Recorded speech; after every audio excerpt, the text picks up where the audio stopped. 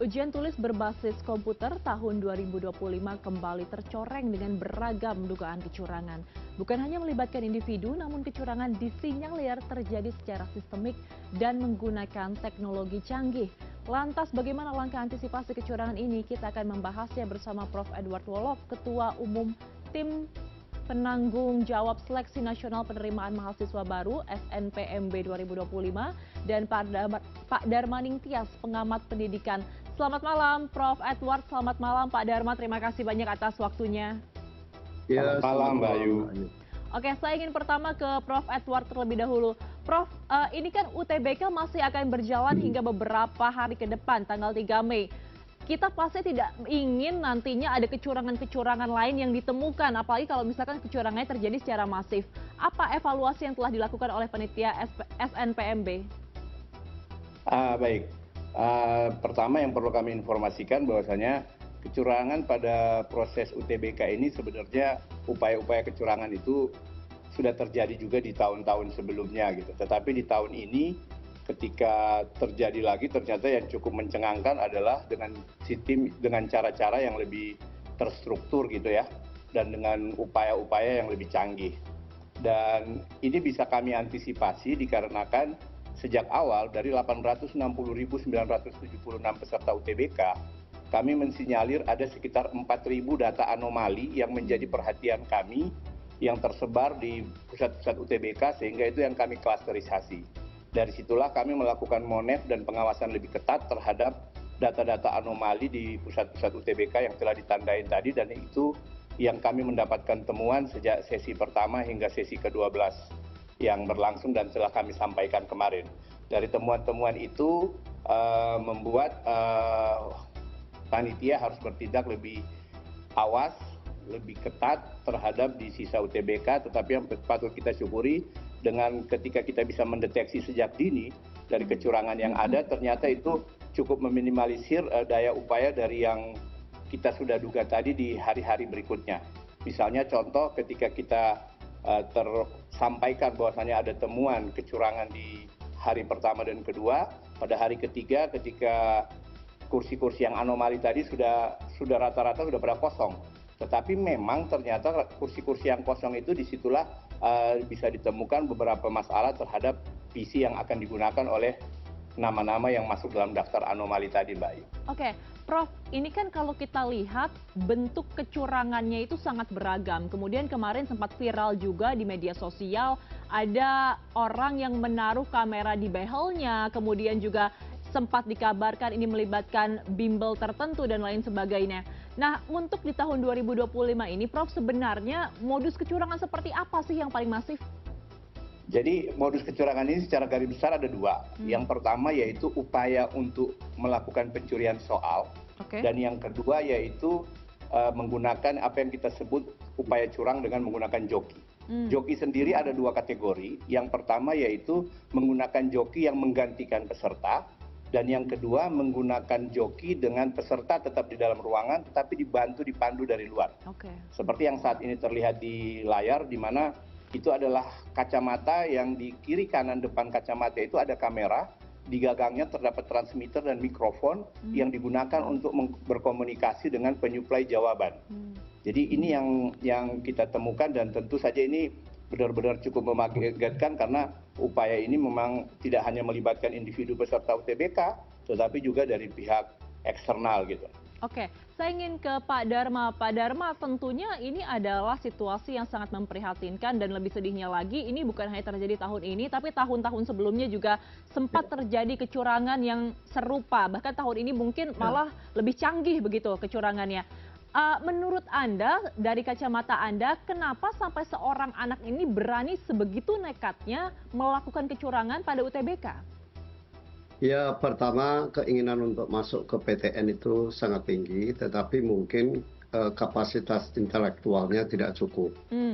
Tetapi dia punya uang yang bisa dipakai untuk entah membeli joki, entah membeli peralatan, atau juga bimbingan melakukan kecurangan dan sebagainya. Jadi saya kira kalau orang miskin tidak akan melakukan itu mestinya ya. Itu dugaan saya. Jadi pertama kali adalah karena nafsu yang tinggi untuk bisa diterima di PTN, tetapi kapasitas intelektualnya terbatas. Dan ini kan sebetulnya sejak dulu itu sudah ada yang namanya joki. Jadi kalau dulu ujian tertulis di kertas itu ya joki itu marak. Nah sekarang tentu dengan teknologi itu kecurangan juga akan semakin beragam dan canggih seperti yang diungkapkan Prof.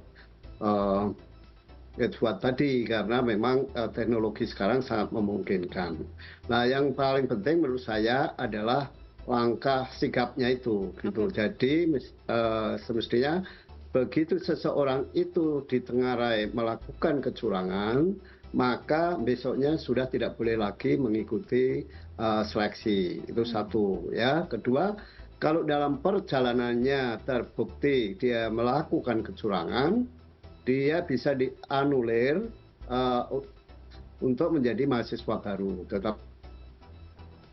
Oke, baik. Yang ada di penerimaan mahasiswa baru itu, apakah seseorang itu bisa dianulir kalau terbukti melakukan kecurangan atau tidak? Ini saya kira tugasnya Prof. Edward untuk menelisik kembali SOP dari penerimaan mahasiswa baru tersebut. Kira-kira itu Mbak Ayu. Oke, mungkin bisa saya langsung kembalikan ke Prof. Edward. Bisa dijawab Prof, tadi apa sebenarnya sanksi yang bisa dijatuhkan ke siswa yang memang terbukti curang dan juga mungkin untuk beberapa tempat bimbingan belajar yang terbukti melakukan kecurangan?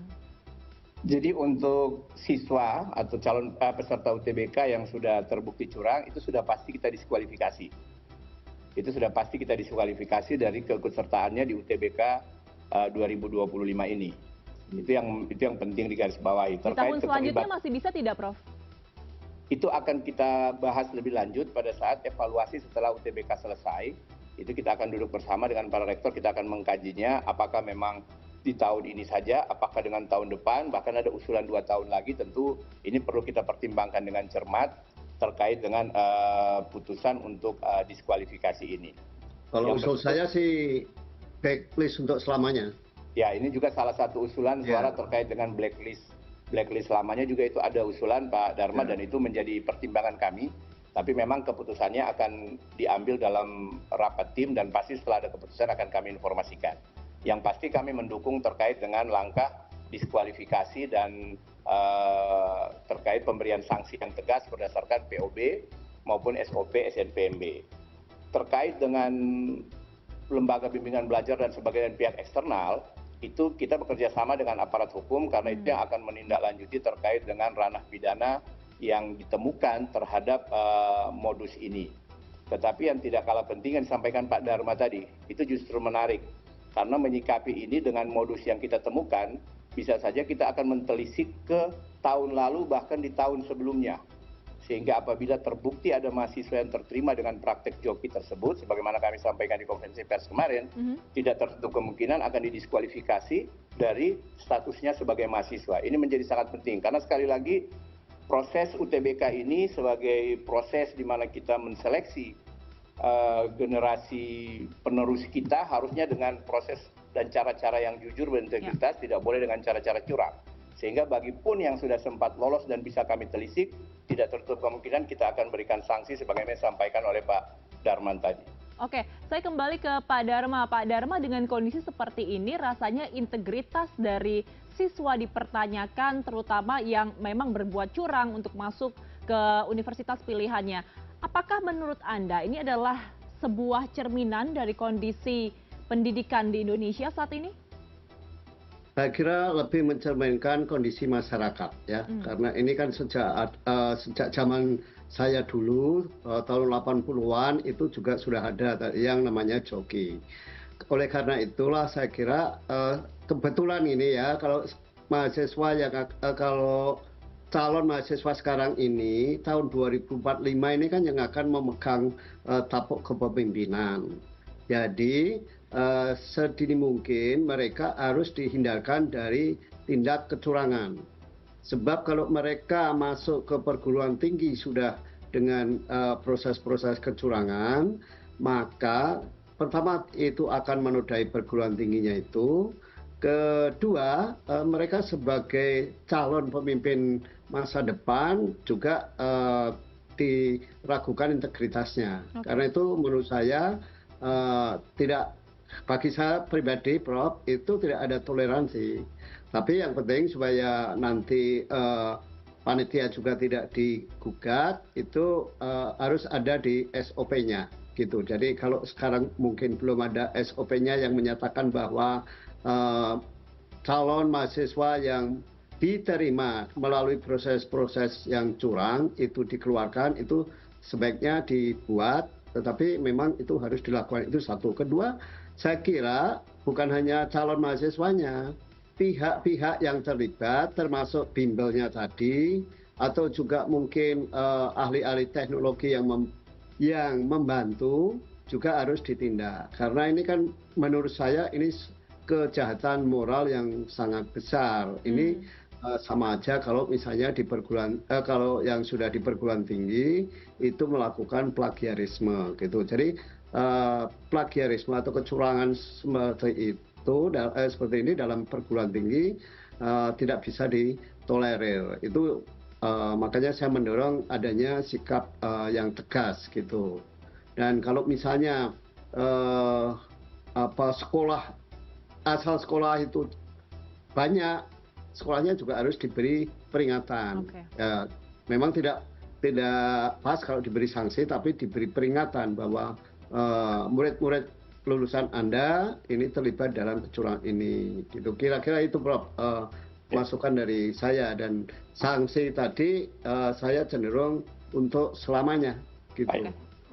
Kita benar-benar berharap ada efek jera yang besar bagi para pelaku kecurangan, dan kita juga sama-sama berharap semoga hal serupa tidak terjadi di ujian-ujian tahun berikutnya. Terima kasih telah bergabung bersama kami malam hari ini Prof. Edward Wolog, Ketua Umum Tim Penanggung Jawab SNPMB 2025, dan juga Pak Darmaning Tias, pengamat pendidikan. Selamat malam Bapak-Bapak, sehat selalu. Assalamualaikum.